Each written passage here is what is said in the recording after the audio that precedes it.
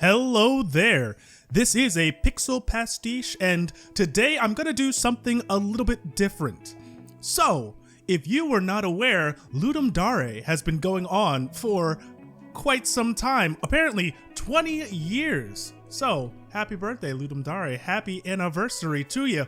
Ludum Dare is a game jam, which is possibly one of the best knowns. What they do is they have multiple stages which game developers go through where they have a set amount of time to be able to make a game based on a theme. It's rather standard for a jam. The big thing about Ludum Dare, though, is it attracts such a large amount of people and such a large amount of submissions that half of the fun is going through and playing all of the submissions, giving feedback on them, and really allowing the people who have submitted to get the most back from their submission. It's good for the site itself, Ludum Dare, it's good for the people submitting, and also it's good for the people like me who are trying to make games in our own time, but maybe have something in the way of that and really want to get into seeing a lot of different interpretations. The theme is delay the inevitable. As we see from the Ludum Dare rules, Ludum Dare is an event where you create a game from scratch in a weekend based on a theme. It's fun, it's fast, and damn if it does not have some draw to it, some spice. The compo is, as they say, the classic Ludum Dare. It's like the hard mode because one person, 48 hours, you just create and you bring it up from scratch to polish. It's amazing. I'm going to focus more on the jam. The jam is for everyone. Teams, individuals, you get full 72 hours and you can use a code. You can start with base code that you have from before, tools or libraries. There seems to be a wider range of possible quality that can be found in the jam as opposed to the compo, which we know is from scratch. My goal with this video/videos is to dig in and see what creative things other people are doing. I want to dissect and take a look and flex some of my own design muscles in order to see if I can align with what the person was doing, play the game period, and also make any changes. Now, when I say make changes, they're just suggestions. I'm not gonna be able to go into Godot and do a quarter of what these people have done. Hell, I wouldn't be able to even do 10%. So in no way am I saying I know better. I just experience it differently. Okay? Okay. Now, a quick note about the games here. Technically, officially, no, you don't need to use the theme, but I really do want to examine games that start with the theme. And when they say it's like, hey, not to help everyone with the blank sheet of paper problem, I like it because it gives you a base from which you can see and try to align with the thoughts and ideas of the game developers and game designers. If it's from a blank slate, I don't know what they were thinking about. I don't know what they were using as inspiration. With this theme, it's much more unifying and it gives me an easier way of trying to connect with the game on multiple levels. So let us jump back. We are going to experience Delay the Inevitable, Ludum Dare 50. I just opened the page and these are the games that are available to me at the moment. Up here we see I'm using the smart balancing filter just because I want to be shown a bunch of stuff. I don't know what I'm looking for. I don't have a way of going through this. And if I just refresh the page, okay, well, it didn't give me new ones here, but if I take about 20 minutes and then come back and refresh, I may be able to see new stuff that was not here before. So let's jump into the first game that we see up here for the jam. Let's check out You Will Die. On the page here, we see something that I want to start with is the idea of being given information by the developer, by the designer. It would be fun to jump into a game and have no idea what to do and start up from nothing. But I also think it's fun to really see what the developer is giving out, not just in terms of what's available in the game, but in terms of what's available as they describe their game. What they think may not align with what they've created, and it's important when examining to have both sides, especially in such a compact experience as this one. So, delay the inevitable. There's a dragon approaching your village, and there's nothing you can do to stop it. However, the villagers might be able to be saved, but you will have to die first. You will lose when you die or the whole village is wiped out. Controls: WASD, arrows to move, left click to attack, Q when near villagers to have them follow you, X to have villagers stop following you, E to talk to villagers. Fantastic. So let's look at this. HTML5 and run my game. Oh, there's an unnatural chill in the air. Can you feel it too? Something is coming, and it may change the world. It cannot be stopped, but it doesn't have to mean the end. Continue. Okay, that did even worse for me. So we're going to have to, I may zoom in on the window here because I am playing it in its smaller form. Okay, that's the soothsayer. Cool. I can get multiple people to follow me at once. I'm going to start with 3 for right now because it seems like once I get far enough away from them, they will stop moving altogether, and I'm limited by how slow they can go. But also, I'm just saying, based on... Where are we going? Based on my capabilities, I'm guessing if I needed to fight something, if I move far enough ahead of them, I can deal with the threat. I've reached the edge of the map. I wish I could have read what happened before. Okay. So we seem to be on a circle here, right? Because even though I'm moving directly to the right, I'm curving upwards and I can see the edge of our area. That's fine. But because I skipped by the intro from the soothsayer, I don't know where I'm trying to lead these people. Also, what are we doing? Insert thing. Can you smell what I'm cooking? Wisdom, skilled hands. Okay, so that doesn't really help me too much. And I've got that sound anytime I... Okay. Huh. Where am I supposed to be going? I have no... Since I missed that one bit of information, or am I supposed to bring them to the soothsayer and leave them there? How close to the soothsayer? Hell, where am I in relation to the soothsayer? Okay, and goblins just randomly spawn. Okay, wait, we're back.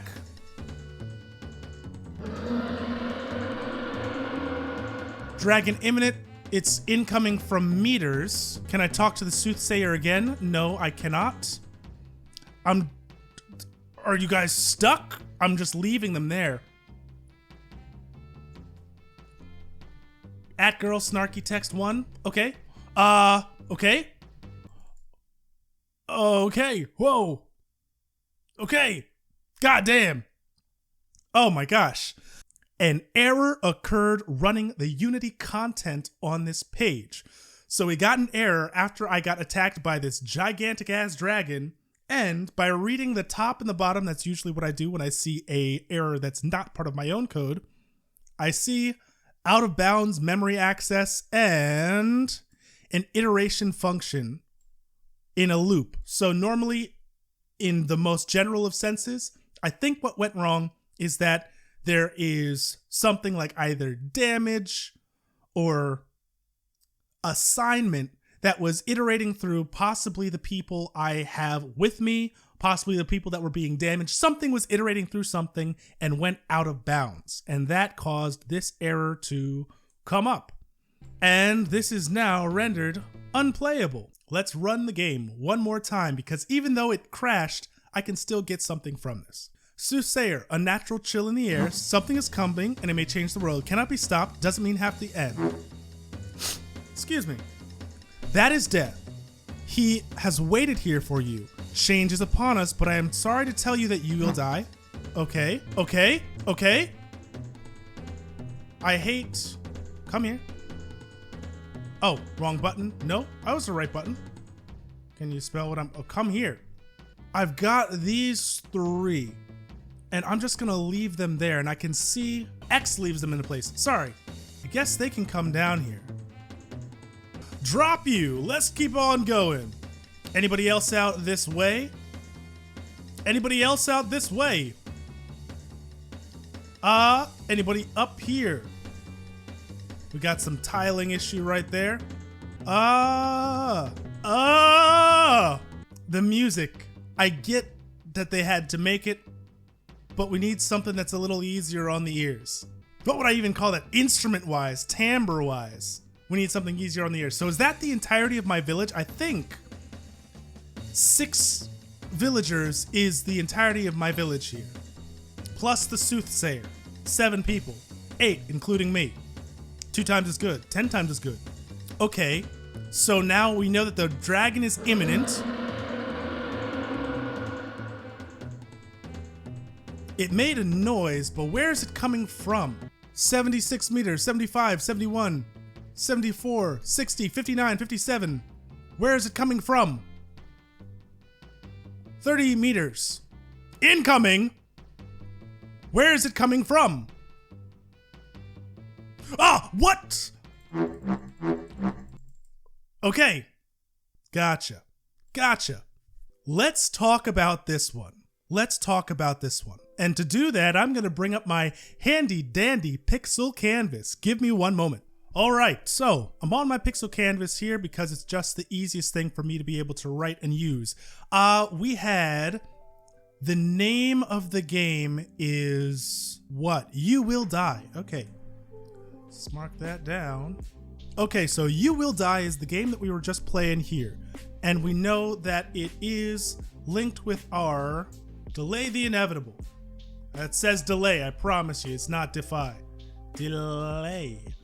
Now, let's try to examine the core gameplay that we are dealing with in this game. So, we know gameplay is the manipulation of one or more game mechanics from a player's perspective after the conditions for the start of a game have been met. And we know a mechanic is the option by which contextually associated game aspects are influenced.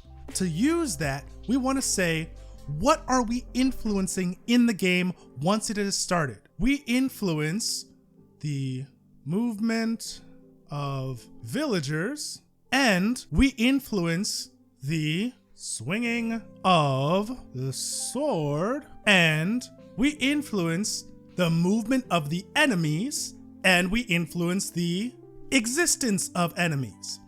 When we look at our gameplay, we can think, as a player, what associated aspects were we influencing? We could get the villagers to move towards us and with us, or we could get the villagers to stop where they were moving. We swung our sword and could move it around us. We could swing our sword to move the enemies away from us, or we could cause the enemies to spawn or despawn with those little goblins. Is this fun? Is this fun? Let's look at the movement of villagers first. We are associating player position with villager position, and the things that seem to matter at this is player speed, player distance, and then villager speed and villager distance. So when we look at all of these things, something that I can go directly back to, as I'm going to jump over and show, is the fun, and this is once again just my opinion, fun could be found in how they relate. So if we jump back over to the game here and focus specifically on those things, how is the speed of my player? Seems okay. It's a little bit linear, like there's no fast startup or slow startup. There's no sliding scale, so it's very linear here. But then also, how far away can I get? I can get them to follow me from very far away, but the way they follow me is extremely slow. So the relation of me being like nice and rather quick and linear and them being slow, where is the fun out of this? I believe that the fun could be drawn from where I need to take the villager. Because as for right now, let's say my goal was to take the villager far away. I move, I wait for them to catch up. I move, I wait for them to catch up. I move, I wait for them to catch up. I move, I wait for them to catch up. Even that small interplay. Oh, I can shove villagers, which is something I just realized I could do. So now this is a little fun.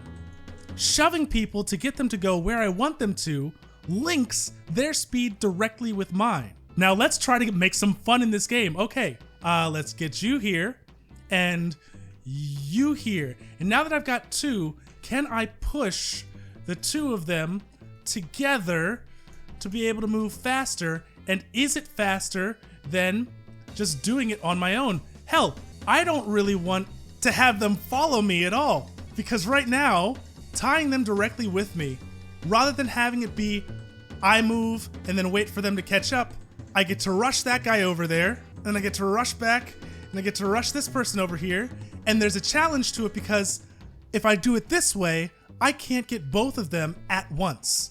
It's just not going to happen. And now the time really matters. But if I do it this way, let's see how many villagers can I grab at once. There's 2, I wait for a little bit. There's 3, there's 4, I wait for a little bit. There's 5. Now I just gotta wait for here. And then the relation between our positions is made somewhat unfun by our relative speeds.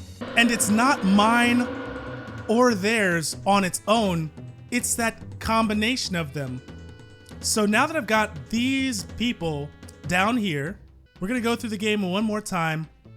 Actually, probably a few more times. I can drop them off and then I just like pushing them.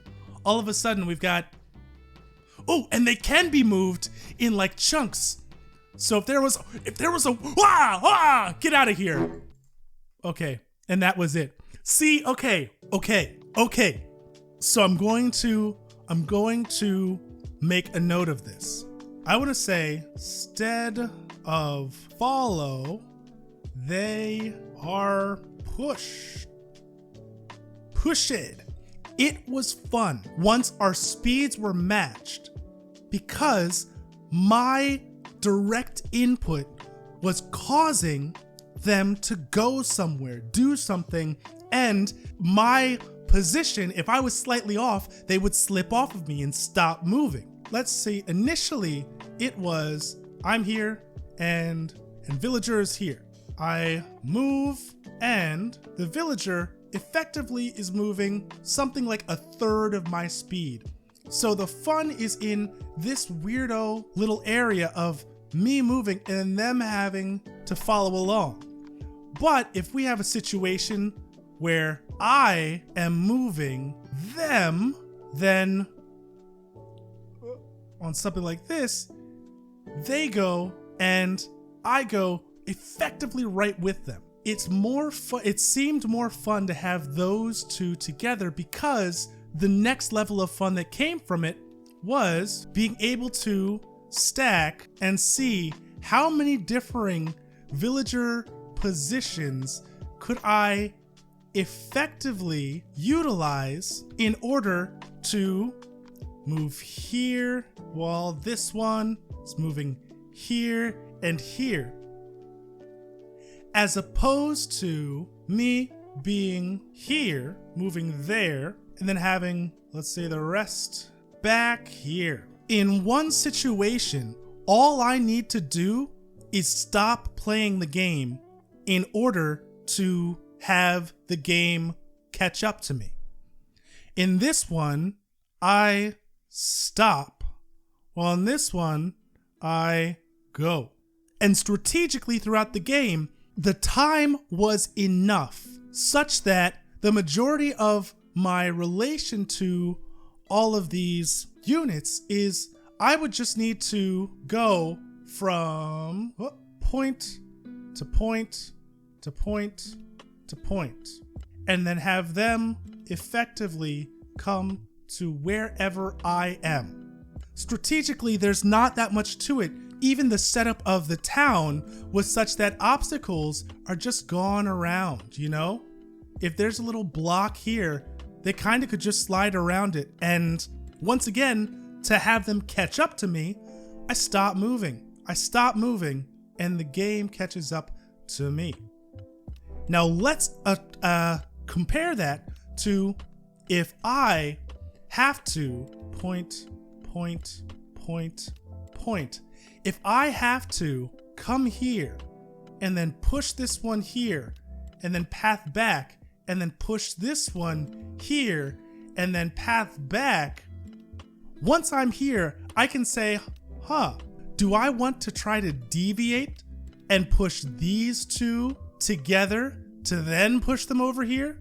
Or do I want to try to go through and then push you over and then push all these three down here and then come way back to get this one?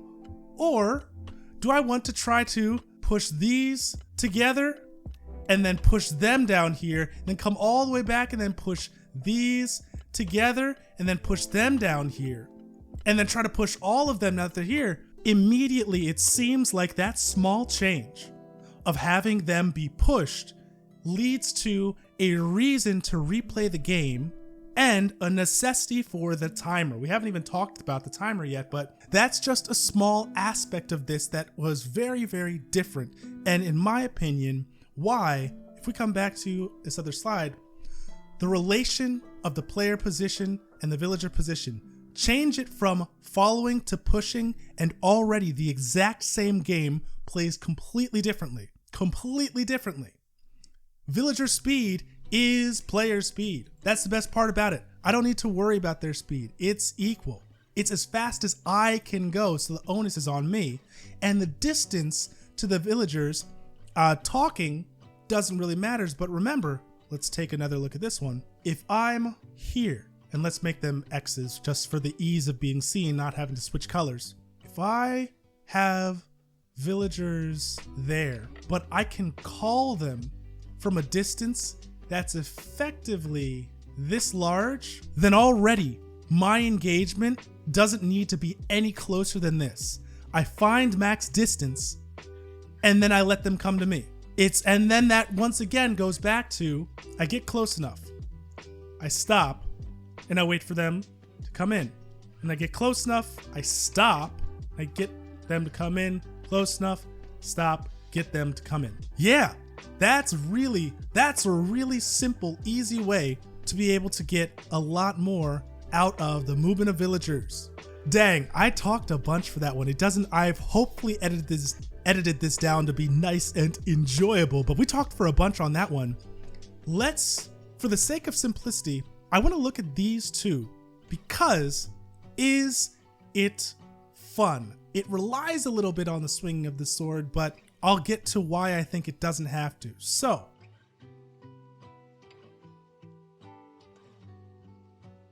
existence of enemies. This time, we are going to play the game specifically to see about the enemies. Now, as we see with this death card here, we know one enemy will be appearing no matter what. And I'm going to play the game as intended. Right there, I could link two of them at once and just had them follow along with me. Awesome. And now we group them up. They come here. They come here. I have to stop and wait. They come here. You come here. They come down. They come down. 40 seconds, I have everybody in the village with me. So now, since I don't quite know where the dragon is coming from, let's just go somewhere.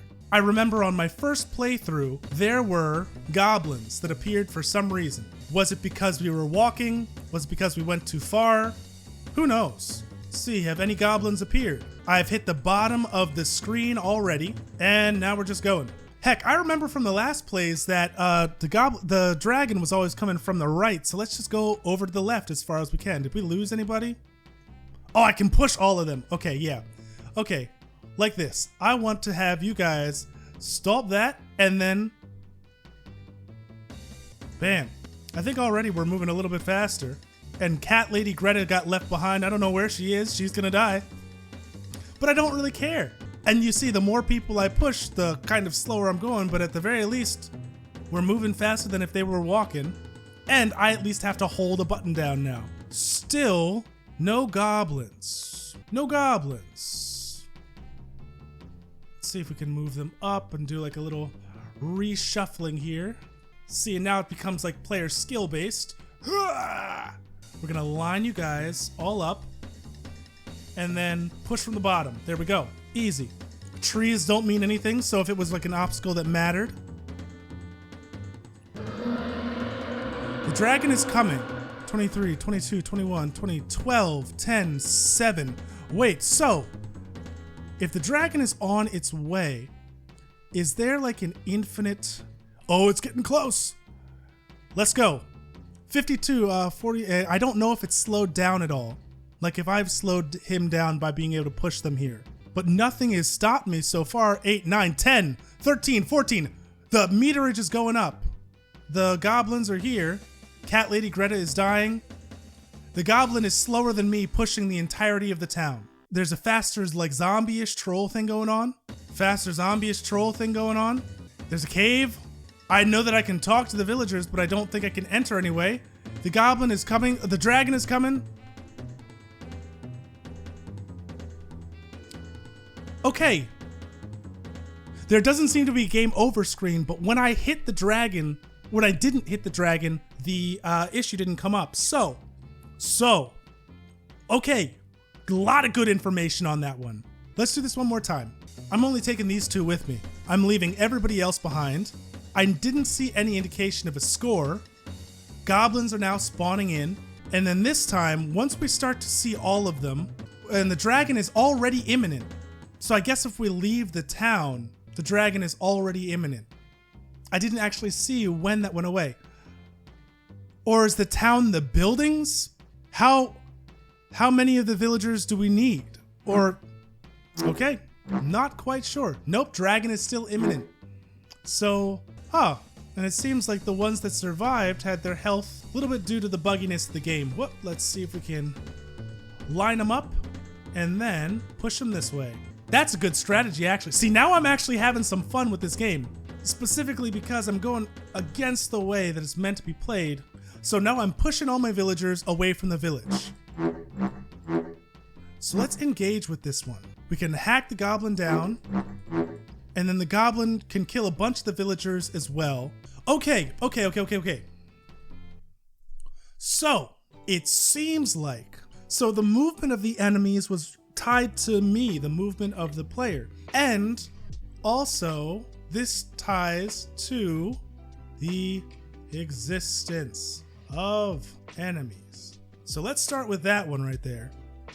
If we know that that's all tied together, then I, as the player moving in a certain direction, will cause enemies to spawn and to attempt to link to my position. But as we saw, we were having the same movement issue kind of as before. If I was here and moving like that, the goblins are effectively only moving like a quarter of my speed overall. There is no way they could ever catch up. Even when I was pushing the entirety of the town, goblins never caught up to us. The other things, those other, who were those guys?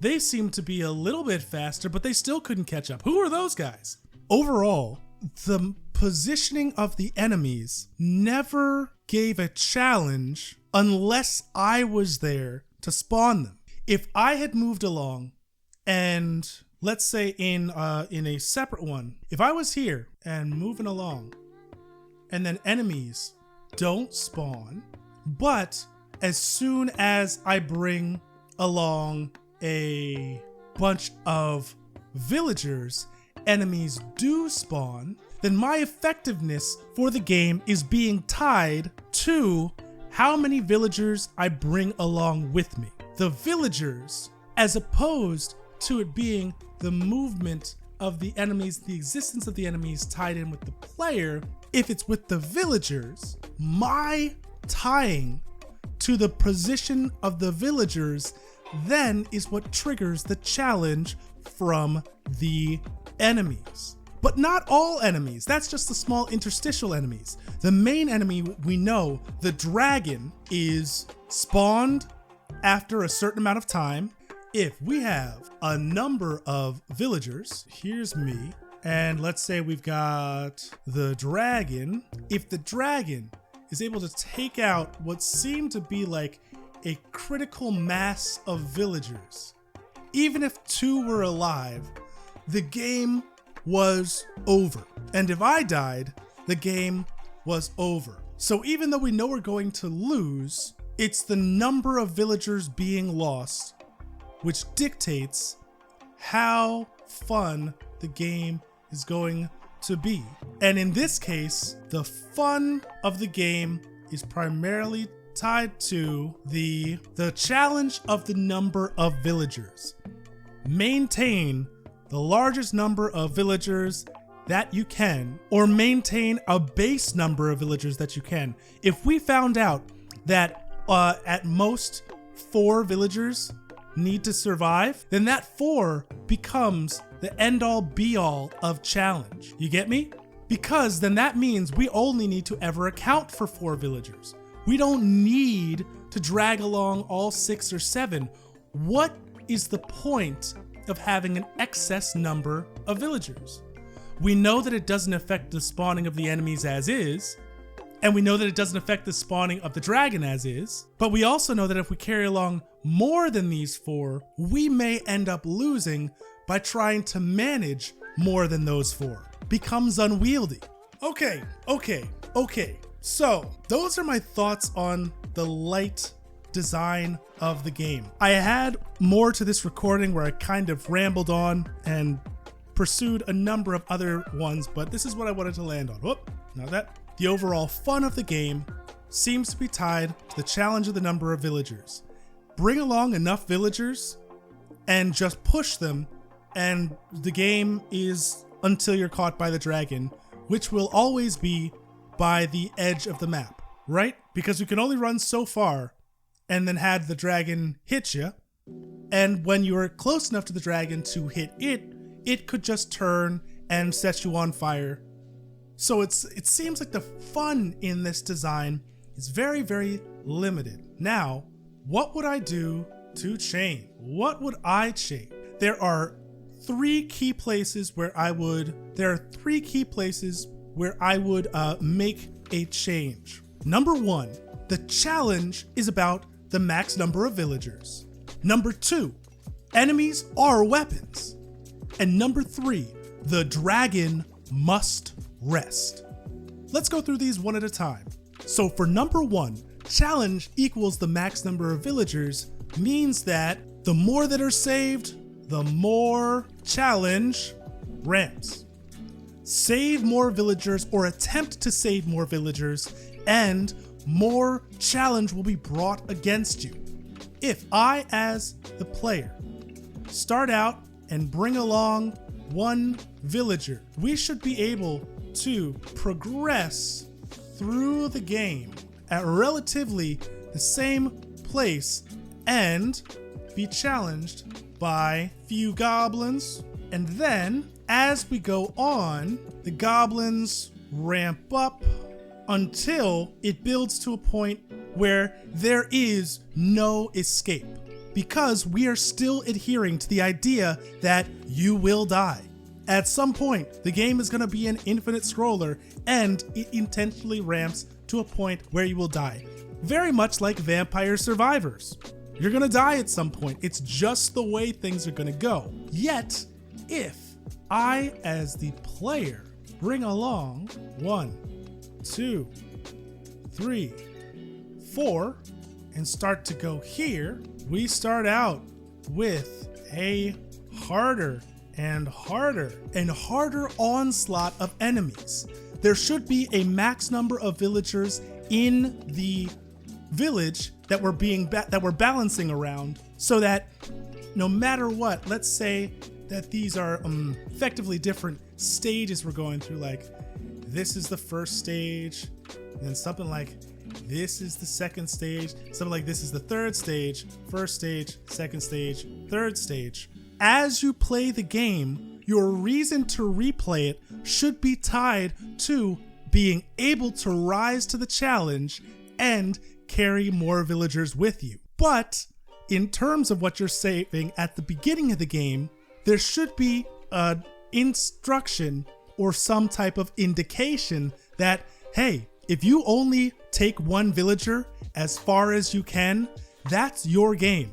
It's not you take one villager and then by the time you're here and everything's still alive, because these villagers were dead, all of a sudden it caps you here no matter what. We don't want that to happen. The player is determining the overall difficulty of the game. The challenge is tied to the max number of villagers. Now, if enemies are weapons, what does that mean? I mean that, and this is something that I probably would have cut from the video. In the conversation about the sword, I realized that having it be that almost like ISG infinite sword glitch from Legend of Zelda, and then using your mouse to bat away enemies is fun because it should do damage to the enemy, but also it gives the ability to have the enemy move away in the direction based on how hard you were able to swing at them. If the enemy, by bumping into other enemies, also damages them, then by the time this enemy gets all the way out here, because it hit these other ones, this enemy is now dead. It is not going to come back and be a nuisance to you, and it has damaged all of the other enemies that without it would have been more of a threat for you to need to bat at. The enemies are weapons.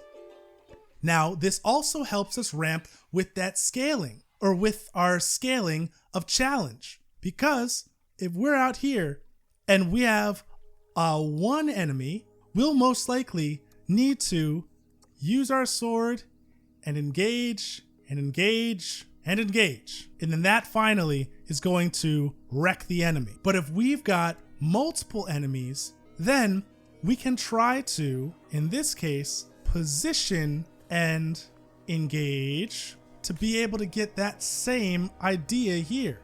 Instead of needing to re-engage on the same enemy because our damage is the only thing that damages it, we can try to move in to a strategic position and then engage enemies in such a way where their numbers actually benefit us. And that gives credence to having certain enemies become stronger overall. That means that if we see this enemy and we know that this enemy, even just by bumping in to one of these, will destroy it, it may make more sense to try to strategically move around and hit this enemy first, destroy the large numbers of others, and then destroy this enemy on its own. But don't forget, we've also got to keep our villagers safe. How many villagers are we keeping safe? How much positioning do we need to worry about? Enemies are weapons. Their presence can be harmful, yes, but if utilized in a skillful way, becomes a boon to the player. And remember, if the player is coming back, they may find that it's easier to get through earlier levels with more villagers with them than it was when they were thinking they could only just swat at the enemies. The challenge ramps. Just because you have more villagers, yes, it means it's more challenging, but it doesn't mean you're that much worse off. Design. We got to tie them together. The third one that I'm having here is the dragon must rest. The amount of rests that the dragon needs to take and the length that the dragon rests for is the indicator of the player's success.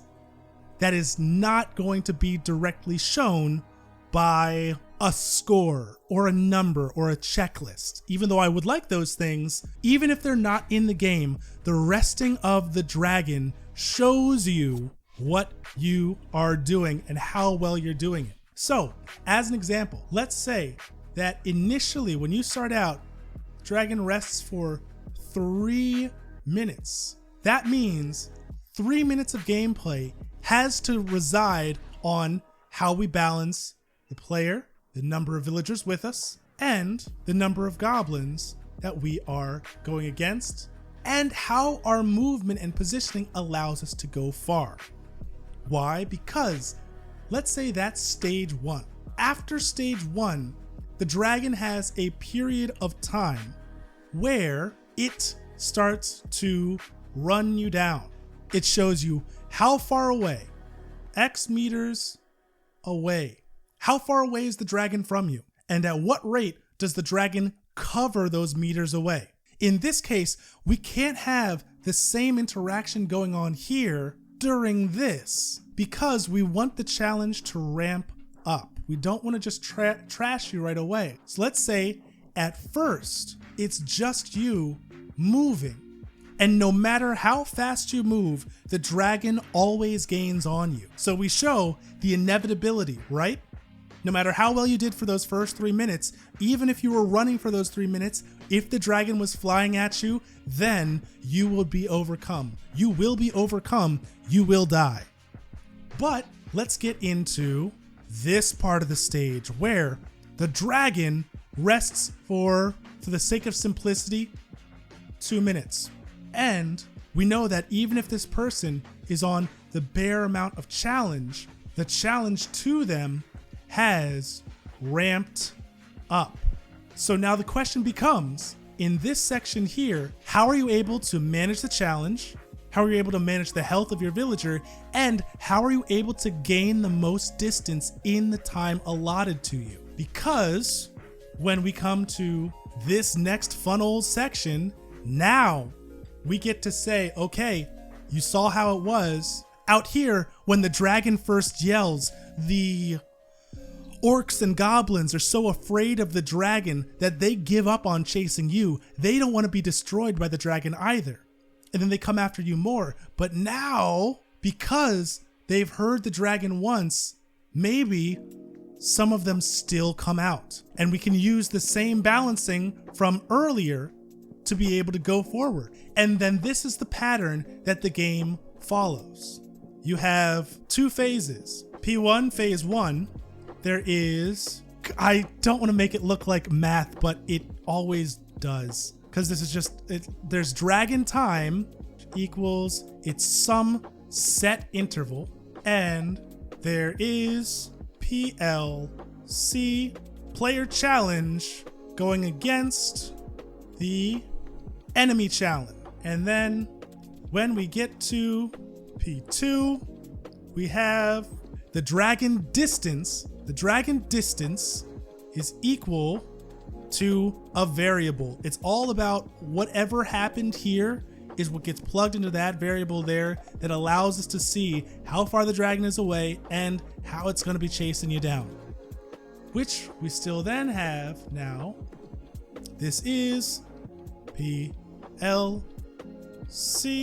challenge, player challenge, going against enemy challenge 1 versus enemy challenge 2, EC2.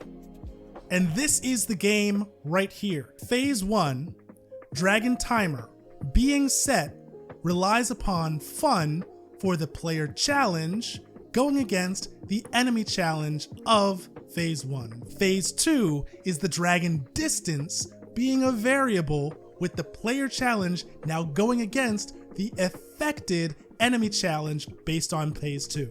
That's the game. That's the game right there. And you can repeat phase 1 and phase 2, and then you just do over and over and over again. The challenge is dependent on, and let's put this down here. It's PCX because X right now is going to be the number of villagers. And since X is the challenge of the number of villagers, it can be, if we want to have the enemy challenge, it can also be either into the distance, the speed at which the dragon runs down the player, or the number of enemies that are being spawned in. By being tied to the dragon resting, the enemies being weapons, and the max number of villagers coming along with the player, defining the challenge. This is what I would change the game to. Does that make sense? Let me know if that makes sense. After all we did to be able to get to that breakdown right there, and now knowing what all of these symbols mean, that is how we make the game fun. Balance some part of this. If the player can get too far by having a low number of X, then we can change the challenge that gets put against it, how the enemies react. Or if the set times the dragon are too high, then we can change that. Or we can take a look at phase 2 and see, hey, maybe the enemy challenge from 1 to 2 should rely more on the dragon and the distance that was taken from the set that got put in. Like there are all these, you can look at any separate part of this and find something to change, something to work on, something to iterate over. Then the rest is just set dressing. So, as we see down here, only participants are able to rate the games. I don't know what the rating is out of. Somehow the ratings given are in a decimal. Or no, okay, so for You Will Die, instead of giving a rating, I'm going to just give some final thoughts and rambles on the experience. I'm not even allowed to rate, and because I have not been part of Ludum Dare before, I don't know what the rating scale is. I don't know how the balance works. I don't know. I just do not know. So I'm not even going to touch it. Just some thoughts and rambles. First off, we need stronger gameplay. Stronger gameplay. Remember, that gameplay is the manipulation of one or more game mechanics from our perspective. So, from the perspective of the player, with those mechanics, what options are we given and how are they associating with one another? The distance at which we could notify villagers, the speed at which they followed us, the way that we linked them together, the creation and existence of the enemies being tied to the player versus the dragon itself, like all of those different things. Strength here equals, I think strength for this game could come from better interwoven mechanics. Remember the mechanic of the player being able to push the villager at a given speed, and then how the position and number of the villagers then relates to the difficulty from the spawning of the enemies, which then the spawning of the enemies being weapons against each other relates to the skill that the player can use to then get ahead and move further, which then relates to how long they get to play the game and measure themselves against the ever increasing or the ever decreasing distance from the player to the dragon. All of those things, one ties into the other, which if lightened up kind of relieves pressure on another, or if pulled down on, can pull down on something that's rather far away but still relating. A lot of strength for this game comes from how those are interwoven. And I just think that is like a really simple way. Strip away everything. Strip away the music, strip away the look, make them blocks. Like I just did, you can make them blocks and triangles of different colors. Make sure that swinging the sword feels fun. Make sure that it's clear, and make sure that the speed by which everything moves feels good, and then slap paint on top of it. Slap music on top of it. Slap some visual effects, slap some sound effects. To that note, less abrasive audio. I didn't really talk about it because it wasn't my main focus. I'm approaching this more from like the game design of what I think is the most important parts. And just in terms of the timbre of the lead instrument, I'm not even sure what that instrument was supposed to be now that I think about it, but I just know that it didn't mesh too well. And put on top of that, the fact that I had a bass clarinet, which I very well know, a bass clarinet was defining my sword swings.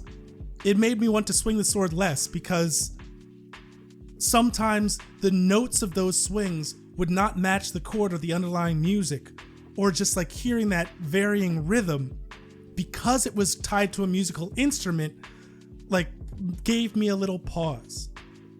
It should immerse the player, not buffet the player. The music and the audio, let's not even just the music, the audio should be providing this backdrop. If the goblins make a certain sound when they spawn, then that lets me know, based on how many of those sounds I hear, how many goblins I may be up against before I even see them. Right? And then that makes me think, oh my gosh, last time when I was just carting along one villager, I heard one goblin laugh in the first 30 seconds. Now that I'm carting along 4 and I hear 6 goblin laughs, oh no, what is that? It builds, it immerses me in it. But if it's some type of shrill audio, a overly bothersome laugh, a laugh that when layered on top of itself becomes cacophonous, it can become very, very bothersome. It can bring you out of the experience, and the audio balancing levels are just if you've got audio that you can't necessarily do the most for, finding a way to edit some of the sliders and filters would be a really nice way to tie that all in and make the experience much more immersive. And then the last thought would be, as always is important, the clarity of the goal. If I need to go a certain direction, like when I went to the bottom of the screen, there was an invisible wall there. So I had to experiment and figure out where that wall was and then remember it. And then when I went to the right, that was where the dragon spawned. So if I went to the right, which I didn't because it seemed to be like another invisible wall, then I would have to waste another play of the game to be able to find that out. But if it's really clear that I'm meant to be going to the left and that the dragon is coming from the right, then the clarity of that goal should be one of the first things that I noticed. Maybe the soothsayer says to me, maybe he says, a favorable wind blows you towards the west. Take it in your sails and flee as fast as you can. West? Flee? Fast? I've got it and I know to run to the left. It can be visual. The town can have a guard towers on the side of it that are on top of a wall and that says, we've heard from our allies that their guard walls were all blown away. Get the villagers together and then leave through the gate. So if I take a little bit of time and I can see that there's a gate over to my left, I'm not going to even look towards the right unless I'm looking to say, are there more villagers that I can take? To that aspect, how many villagers should I be taking? Does it matter if I take all of them, or will the game end if I take less than that max number? There was the ability to talk to the villagers in the game, and I didn't see why that mattered. But now this is far outside of the game design that we even talked about, if by talking to certain villagers, they could say, oh, my old bones, I hope they'll be able to carry me far, this villager may actually slow down your pushing speed. Luckily I went on a jog this morning, I feel ready. This villager may not decrease your pushing speed at all. XYZ. It should be clear why you're doing what you're doing. Because if you want a really easy game, you would push the villager who's not going to lower your speed at all, or you would call on the villager who's not going to lower your speed at all, just so you can try to see how far you get there. And the soothsayer could also say, so long as if you die, then pray to God that the one you guided survives as well. But if the villager dies, a soldier does not a village make. And you're a soldier, so you know that it's either if I die or if the villager/villagers that I am moving die, it's game over. I would say the most important thing is just knowing, at the very least, if you're not able to get anything else in, know when and why it's game over. Did you die? Did the villagers die? Did too many villagers die? Did you lose a specific villager you were supposed to take along? Was it a goblin that killed a villager? Was it the dragon that killed the villager? Whatever it is, for this game, even if the start is unclear, we gotta know when and why it's over. The game currently just throws you right back to the beginning. If there's a pause screen, if there's a breakdown, if there's a thing that tells you you survived for X number of meters, for Y number of minutes, of seconds, the dragon had to chase you oh so far before it got you, or the goblin horde is what brought you down. Know when and why it's over. Okay, so those were my thoughts on You Will Die. Hopefully the video has been edited down, which I will be doing right after this, to a palatable length. I've been recording for quite a while because there was a lot that I could talk about, a lot that I cut out, but if you got anything from this video, it's, if I had to say, this obviously is not the best game. It could show a lot more areas of polish. It has some bugs going in there, but from a design standpoint, it gives a lot towards what could be changed, what makes sense, what doesn't make sense, and why it may not make sense. So that was my goal with this video, and that should be my goal with these upcoming videos. The more that I want to do, because this was very fun to do, breaking it down like this, especially because it's not some AAA game that's got a whole bunch of overarching things that I could talk about. It was related to the Ludum Dare theme, and because of that, the frame of reference that we had was wonderful. I hope that they continue to go on and make much more things. If you liked this, then please do like the video, and if you see another one up, I hope you like to look into it. Till the next one you see up, no matter who, no matter where, and no matter how. Thank you